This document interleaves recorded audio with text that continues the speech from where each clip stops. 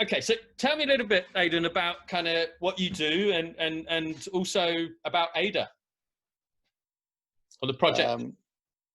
Okay, I'm Aidan Meller, and I have been a gallerist for 20 odd years. I've run a gallery out of Oxford, London, and now increasingly internationally. And I was a specialist in modernism. So we were a specialist art gallery. What does modernism mean? It means artwork from about the 1880s to about 1970. And I particularly focused on the School of Paris, which is Picasso, Matisse, Chagall, etc., and modern British, which is the St Ives Group, Henry Moore, Hepworth, and the like.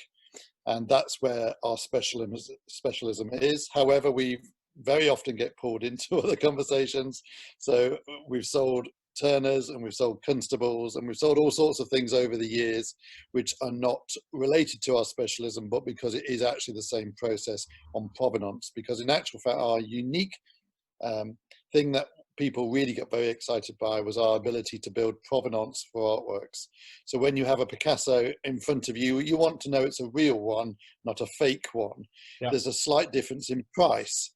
So how do you know that the work that's in front of you is indeed what it is claiming to be? Yep. So our specialism, hence why we've done very, very well in the gallery world, was so that we build provenance documents and the like, showing the history of that artwork, so that you have that security in buying what you know is to be the real deal. And there's many fakes in the art world, and so it's a dangerous place. And so we have built a gallery of trust because they have seen the academic approach that we've approached to building provenance. We're based out of Oxford. Most of the people working with me are from Oxford in the academic sense, and we extensively use the Sackler and the Bodleian Library to be able to get documentation to support provenance. And so that is really where the respect and specialism, and doing it 20 odd years now, we've really got that down to an art in respect of really focusing on securing extraordinarily high quality provenance. And so people stick with us. They stay with us very closely because, you know, this world can be the Wild West, and that, like eBay, it's terrible what you see. In fact, some of it is laughable, what you see. I've seen Dalis and all sorts of things that are actually comically fake. Well, I travelled a lot, certainly in Southeast Asia, and you'd go down some of the markets there and you'd see some of the artworks that they're replicating, and obviously to the let's say the uninformed eye, they look very, very accurate, and I took my hat off saying they're great artists, you know, but like you said, they're not the real deal. And I can imagine that kind of protecting the uniqueness, and I think in this world now, when kind of information can be so easily shared and rapidly shared, and yeah, I can understand that. So we actually developed a whole system in the end, and that's why we've been as successful as we have, because people can see the robustness of that system. Right. When I had time at Sotheby's Institute, which was extremely helpful in really going into many, many ways of approaching the subject to get that security. So we've actually developed a system called safety, and it's about being safe in the art world. And you can actually be very safe in the art world, but there's so many things to that.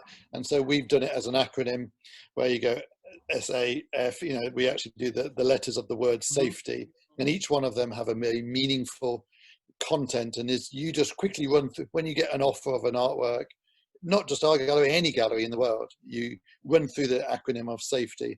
And then if you can answer all those questions in the positive, you know you've got something very special.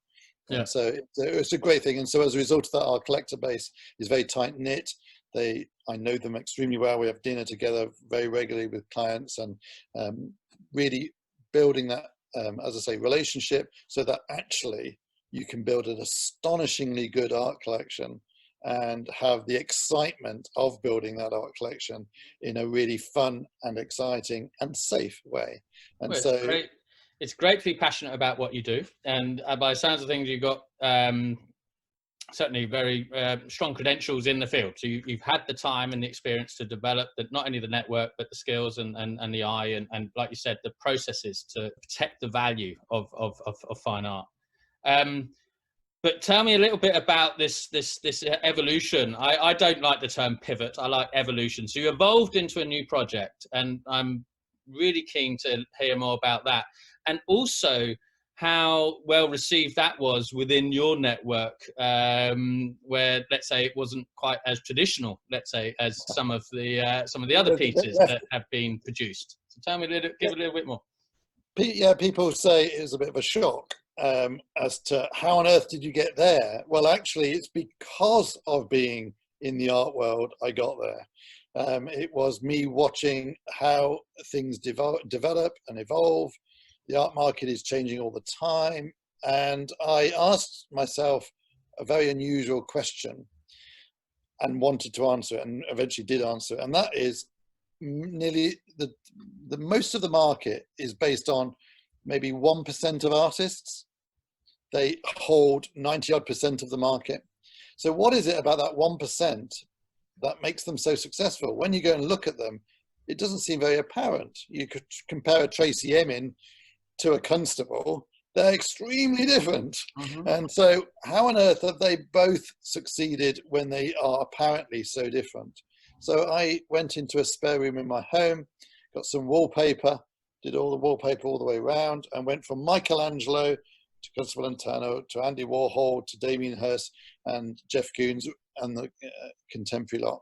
And I went at the top where they were born, when they were born, what school they went to, all the way down to the dead.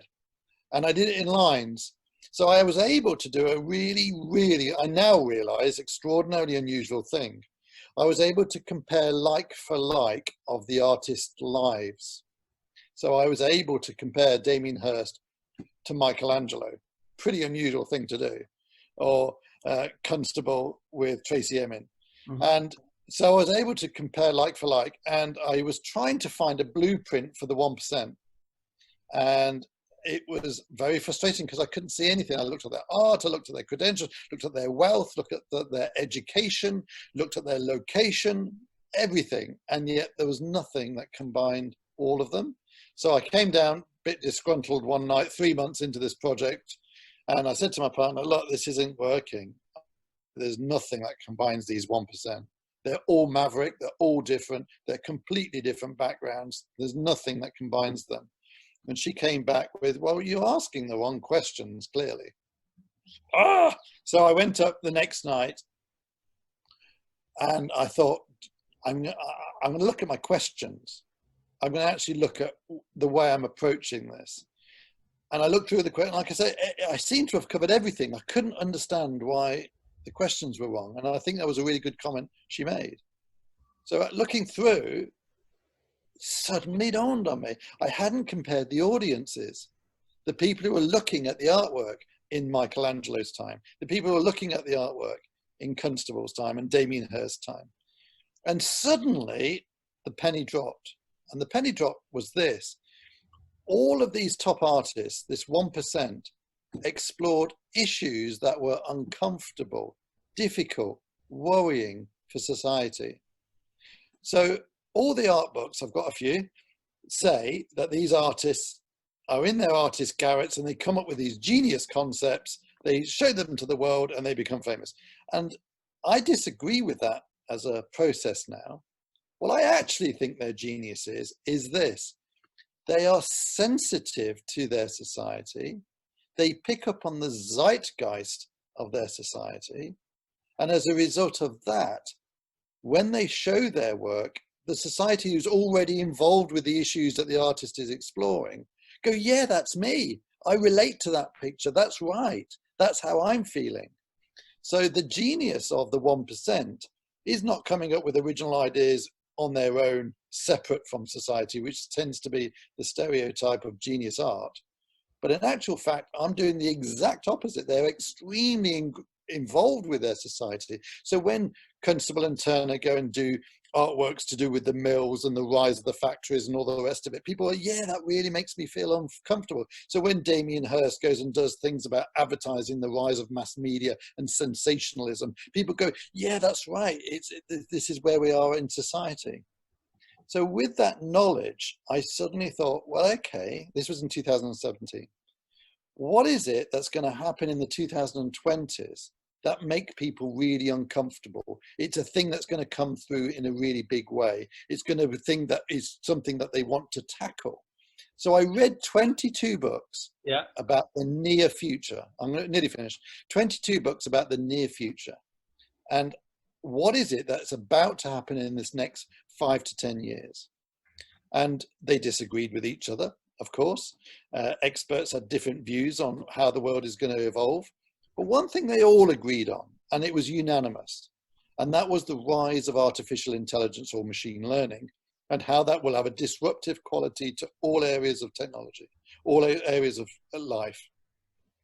So with that knowledge, I then contacted, because I was based in Oxford, to the university here. I spoke to the machine learning department and was able to get access to fantastic PhD students who were doing the cutting edge of machine learning and AI.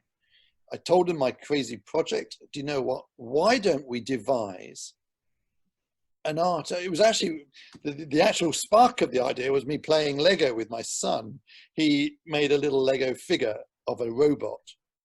And while he was making it, I just suddenly thought, you know, what would it be if I could build an artificially intelligent robot that created artificially intelligent art that commented on the rise of artificial intelligence?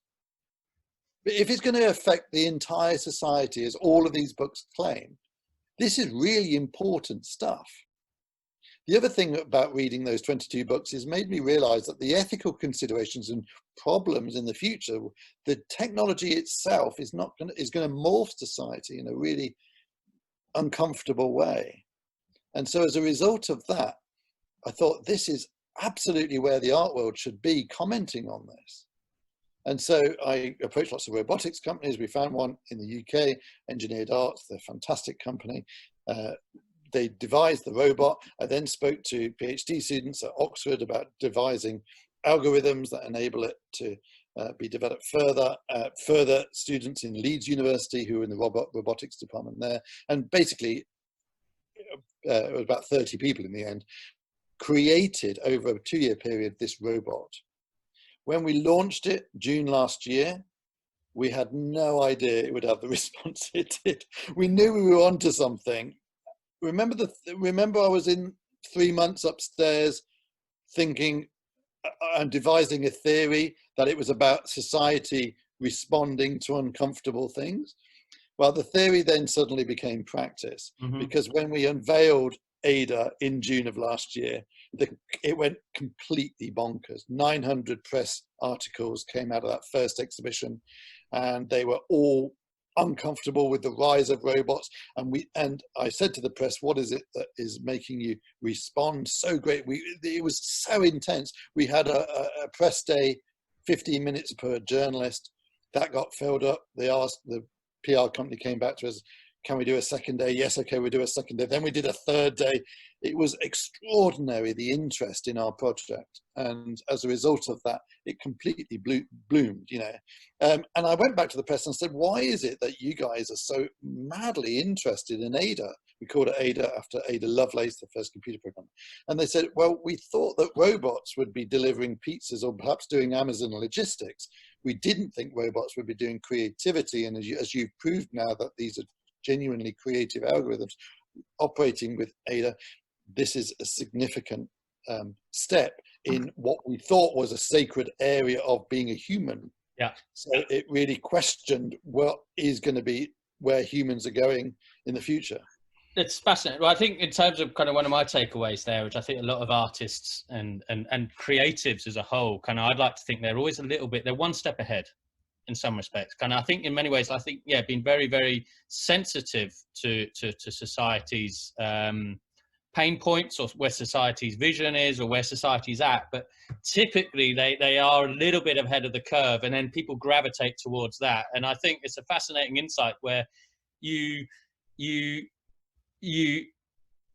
think there's a point that Daniel says is you've always got to test in the market rather than your mind. And I think probably that's what great artists do. They're testing, they're constantly testing, asking questions, And I think responding to the market or the audience, let's say, and then in many ways, I wouldn't say necessarily, because I think that's what any artist would hate to hear, is that you sell out to the audience, but you feed the audience what they. Well, it's about, like, I understand the language. I would use a slightly different language. Okay. I would say that it's an audience that are discussing these very serious issues. Are the robots going to take the jobs? Are we in a place where there's going to be big corporations using these unethically to make money? You know, all of these things. And so actually, the big response from the audience is because it's unsettling. Ada unsettles people. I know that, but I'm just sort of saying, in many ways, to see the narrative thread from your project in your room, which I'd love to see a photo of that. I don't know if you've seen it, but I think, man, that must have been one interesting brainstorm, let's say, to see that on your walls. But I think kind of this leads me on to a question really as well. Kind of, yeah, Ada's disrupted an industry which for many probably people thought would be indestructible. And in your mind, I think probably this is the question: is any industry safe in your mind? No. Right. Absolutely none. And I've seen, because I'm obviously now fully immersed in this world, in actual fact, I've seen it in very surprising places. I've seen algorithms used in farming for yield of the land. I've seen algorithms used for the building of houses and the construction industry. I've seen algorithms in fishing, places that you would not think that machine learning would actually have an application. Is not only has they got an application, it will completely morph those industries. And so I would say, and the other thing to couple with this is the universities started 3 years ago doing undergraduate degrees in machine learning. So we're going to have in the next few years thousands of people who are trained in AI so that they can then go to all these industries and use it. So we've got a compound interest here where not only is the technology changing, but the huge number of people involved in the changing technology, and they're going to creatively use it in every single industry. So I see that this next 10 years, there's going to be massive change. Sure. But I've got my son, my oldest son is 9 and my daughter's 3. So what should I be doing as a father to try, kind of, you always want to try and future-proof your kids or whatever, kind of, what should I be doing as a parent to let's say, adapt to this rapid change that's going on? I don't have any answers. Maybe join that graduate, the undergraduate degree you talked about is a good first step. But yeah, I think people need to engage with all of this. Running away from it and putting your head in the sand is not the answer. We've got to get involved with the rise of biotechnology, the rise of transhumanism, the rise of all of these different areas. There's significant developments. We're going to be dramatic, in our relationship to the planet and the conservation, and we are in enormous flux at the moment. The world is changing at a mind-boggling speed.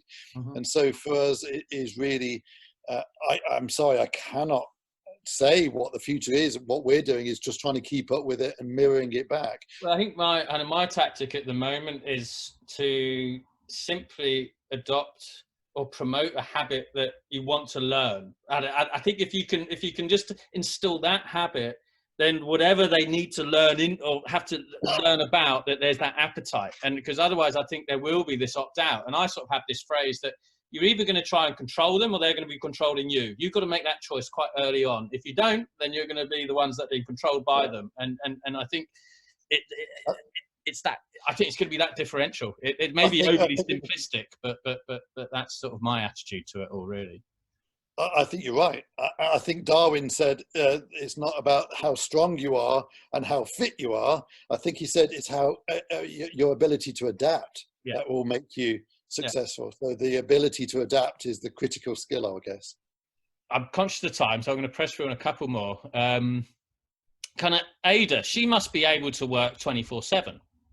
Technically, kind of, what's her working hours, and how do you protect this balance between, let's say, art being mass produced and effectively a constant, let's say, potential cash roll, and then also you mentioned about the sort of more your safety regulations. Kind of, what are you doing to ensure that kind of Ada's art is not being ripped off? Yeah, great questions. I love it. Okay, so the first one is basically I've been involved with art investment for 20 odd years. Some of the artworks I've sold are quite significant artworks.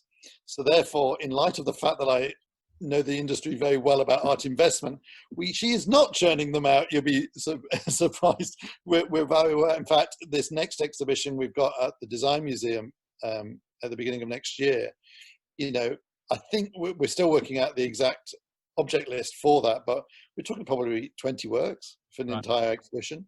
And we're doing that very, very deliberately. The thing is, because I understand how that industry works, it is about supply and demand. We're not going to do lots of supply, so the demand, and as the demand gets bigger and bigger, the investment gets better and better.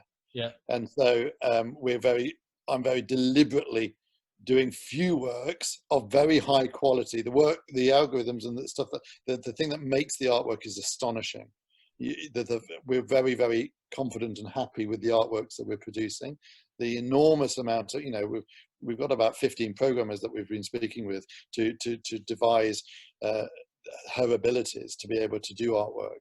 And we are eventually going to be doing artwork that humans can't do. So the point being is that we are really careful about what she's producing. We're doing them in small numbers because we can always go up in price. So I don't need to churn them out because that's just a mass market, and that's, you know, that's not where we're at. We're on about here getting art historical change. And as someone who's very passionate about art history, I want to make sure that each artwork that goes out there then can hold itself when it goes to a museum or what have you.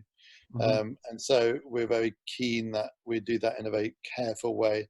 So that's that. What question was, we're doing it very carefully so that it is investable. There's no guarantees, of course, but you know, I think you'll see that with the small numbers we're doing it in a very careful way. Secondly, safety. Well, the world has moved on even in that as regards copying and fakes. So between you and me is we've created a DNA for Ada. And can you believe it? So we've devised, it's unique to her, and every artwork that she produces has this DNA somewhere. We know where, but we're not telling anybody. Somewhere on the artwork is the DNA of Ada. So if there was ever, and if a police came to speak to us, they've found a whole load of, you know, a couple of Adas or something, and can we verify them? We would be able to verify them. So if there was any copy, nothing's been, because we've got small numbers, we can be very on top of this.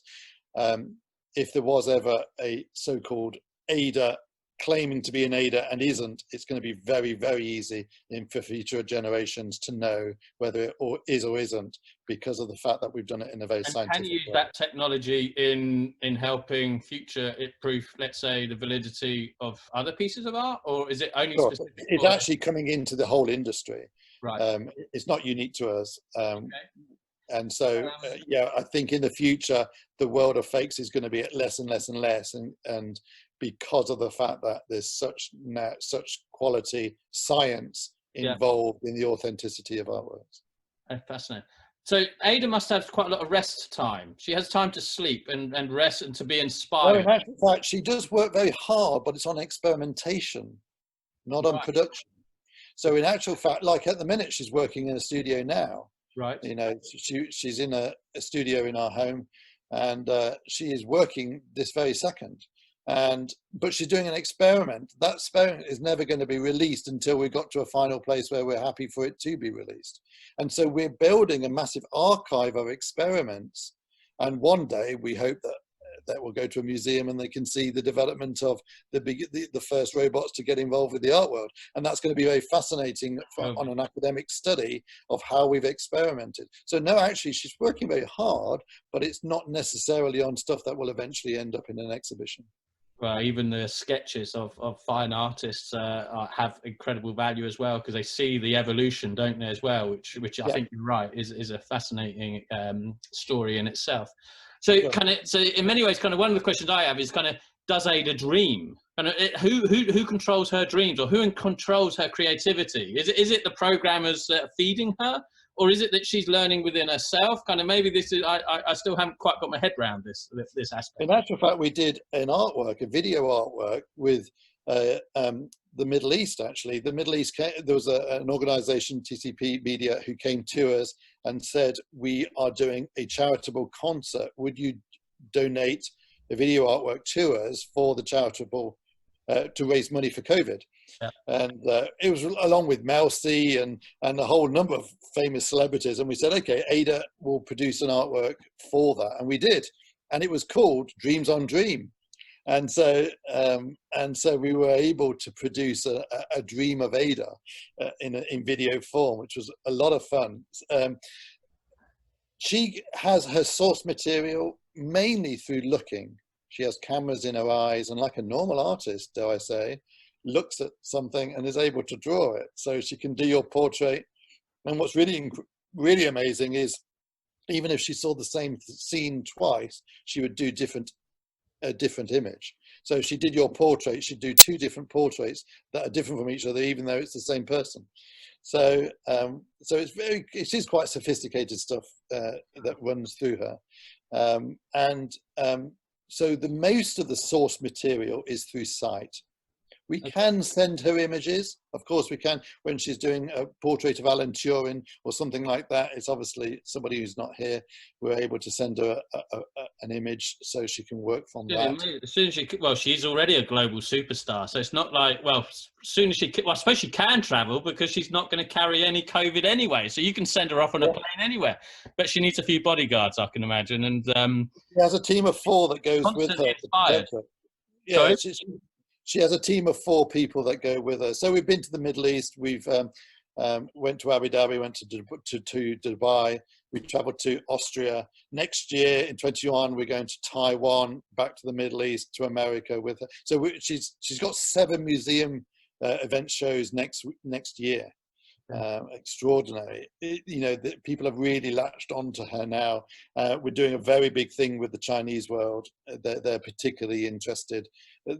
The Chinese are the largest producers of AI in the world. In Shenzhen, which is their Silicon Valley, their equivalent of Silicon Valley, and we're certainly going there. So people are absolutely fascinated. But I guess they obviously there is a huge barrier to entry to produce another Ada, but as soon as she's in Shenzhen, I'm sure that there's going to be a few people with a few magnifying glasses trying to understand the hows, the whys, their whats, because there's always that threat, isn't there, in many ways? But I think, what's your attitude to that? Is it good luck and get on with it, or is it a case of are you quite? We're never leaving her, so she's never out of sight. She's too valuable to be out of sight. So when we're traveling with her, she never ever gets left. I mean, never. Yeah. So even the nights. So as a result of that, we keep her close. But in actual fact, we're watching. There's 3 or 4 very significant robot companies rising at the minute, and they have an ambition to do about 1,000 robots a year. So we're going to absolutely, in this next 10 years, see robots appear in all sorts of places as they refine the technology. Yeah. So she's obviously a world first, and we anticipate that there's going to be many to follow, and it would be a whole movement, a whole rise. Absolutely. One last question, I promise. Thank you, Aidan, for tiny of an extension of what we agreed, but it is a fascinating topic. So I work in the sort of meeting facilitation and trying to make meetings more purposeful and have bigger impact. So if you could sum up how do you see AI or machine learning supporting purposeful meetings, or in many ways just people communicating as a whole? I think the biggest thing that machine learning is able to do is reveal the invisible. What they're able to do is see patterns that humans can't. And that's why they're going to be so good for efficiencies. So once we get algorithms looking at how people are working and how they're using their time, they are going to be able to see things that are just too imperceptible for a human. They'll be the minutiae of the data will be able to reveal fantastic insights. I noticed Amazon has just employed 600 machine learners to help them spot patterns with how people shop online on Amazon. 600 people just looking at AI and the way that we shop. It's going to be very, very, very important for the development of retail. So, and obviously there's huge monies involved with that. So they can employ 600 people to do that. But that's going to be that's just one example of many industries where they're going to use AI to reveal what we as humans currently are not seeing. And I think the big data that everybody keeps talking about, which is the new oil, I think it is the new oil. I think the insight and the way it's already massively affected financial markets. We're using algorithms. They're going to be doing that right across the board. So I think we're in for a very, very interesting period of disruption, because the insight that what AI is going to be able to do, and it will be the people who've got the technology. It's going to be the power is going to be in the technology. Mm-hmm. Again, it's important to control it rather than it control you. I think, and I have a vision of a 4-day work week, but I just hope that people do get to work those 4 days. But if they don't have to work those 4 days, that there's support mechanisms, and there are a net in place, let's say, to help those that maybe have in many ways lost a job. Because I sort of thought that the caring industry is one that's relatively safe, but certainly not. No. I don't see that even slightly. And you're talking about a 4-day week. I don't think it's going to be a 4-day week. I think it'll be a nothing week.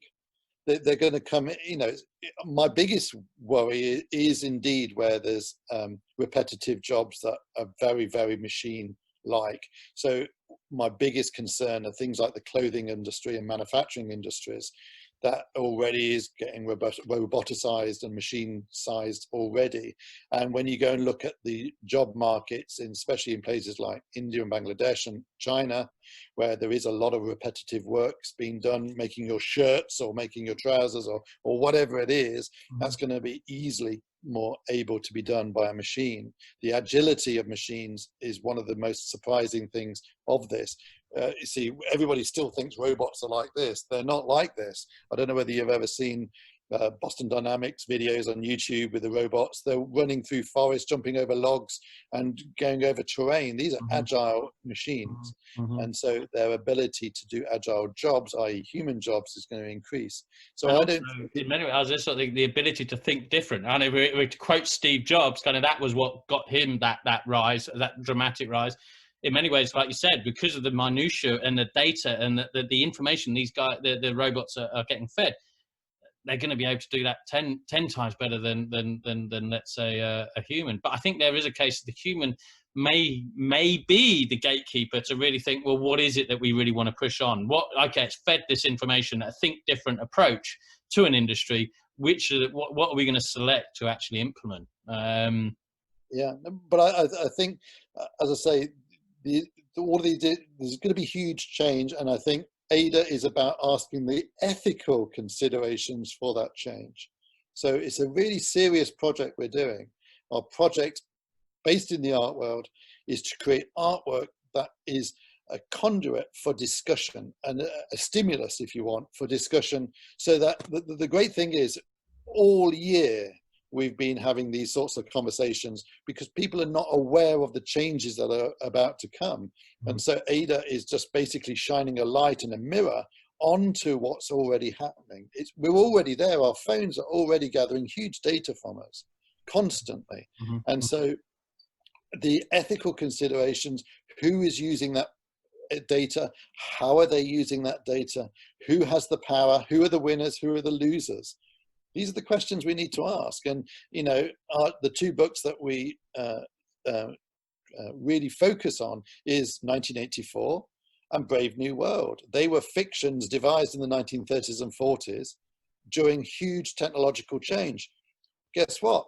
We're now 80, 90 years further on, and we're going through huge technological change. But remember, last time the result was World War. And I'm not in any way claiming that. Of course I'm not. But what I am saying is, with huge technological change, there is going to be significant winners and significant losers.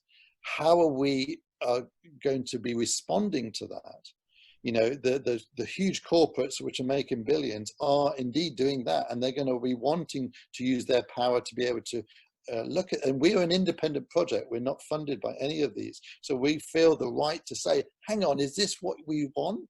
Is this the world that wanting to, and so actually to get public engagement will keep a regulation on some of the powerful who might misuse this technology.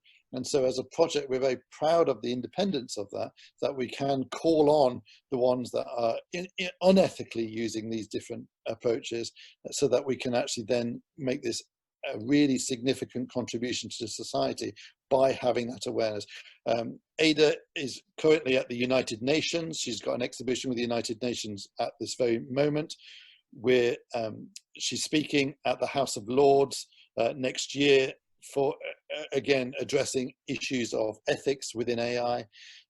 We are wanting this project to be something that is actually empowering people to be able to question and call out on unethical use, and we're very passionate about that, and we're incredibly excited. So as a project, it couldn't be better for, and we chose the art world to have these discussions because, of course, people are more accepting to look at that sort of stuff. If we went down a political route, people are straight away, no, that's not for me, whereas the openness of the art world is enabling people to actually get involved with their proper. Probably for politicians, they might even feel threatened. But anyway, that's another hour debate in some way. So I'm very conscious of time, but I think it is fascinating, and I really do think you're right that art can shine a spotlight on issues that need to be discussed. And I will follow Ada's story very closely, and I hope to one day to view her work in a gallery. But for those that have taken the time to watch this really interesting talk, how can they follow more about Ada and your story? Yeah, there's a newsletter on the website, adarobot.com, so just go and have a look at that. You can put your email in. Come to the exhibitions. They're going to be massive coverage in press, so you'll be able to find out about them.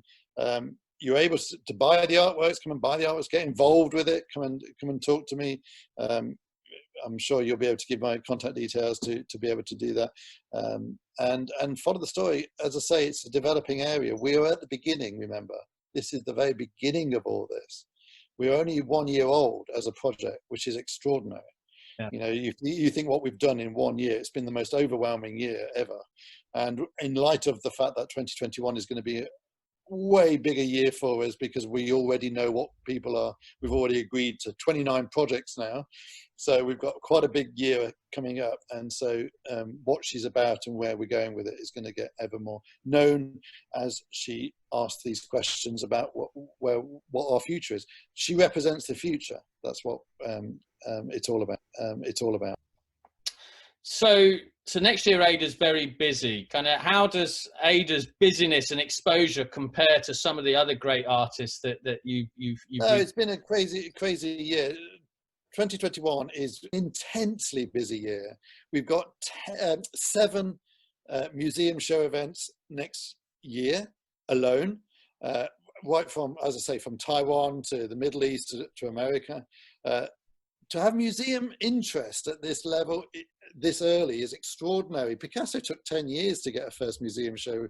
Damien Hirst took 5 years to get a first museum show. Ada would have done 10 museum visits within a year and a half. In fact, we're actually doing a piece of research at the moment to see if she's the fastest rising artist of all time. And how mad is that as even a concept? Because we looked at all these, obviously I've been doing a major study on all these famous artists, but they took ages to establish themselves. Whereas Ada is still only a year old. And next year, by the time she's 2, we would have had enormous institutional interest. Now, I've obviously done art investment for the last 20 odd years.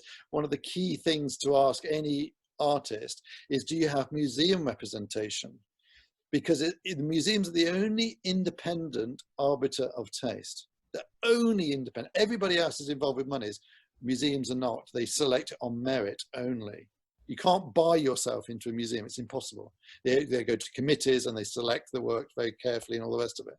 So for Ada to have these 10 visits within a year and a half of her conception, I don't know of another artist in history that's had that sort of attention. And for those that are interested in, let's say, investing as an investment opportunity, how might anyone get?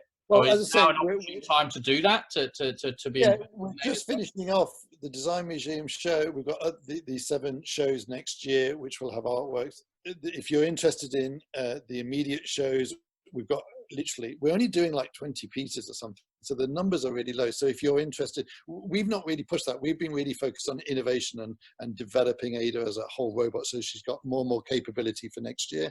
We've had enormous, COVID has helped us. The lockdown has helped us because we've done nothing but R&D all year. So really then we've got this massive exposure next year with all these different shows so that we can then show the experiments that we've done. So if you're interested, it's definitely come now, get onto the email now and to say, I'll be interested. Artworks start at £10,000 and then they go into the small hundreds of thousands for an absolute monumental, massive piece. So, and everything in between. So from, if you got £10,000 upwards, come and talk to me. We've got works at 30,000, got works at 60,000. You know, there's a variety of different price points there, depending on the innovation and the importance of the artwork. And this is the moment because, of course, next year is when she's going to get the full press and everything on her for all of the different things that we're doing. So you know, to come sooner now is a better time than obviously after the event. So I've got a funny feeling you might have a few emails pinging your way, including mine. But okay, super. Thanks. Good luck with it, Aidan, and speak to you soon. All the best.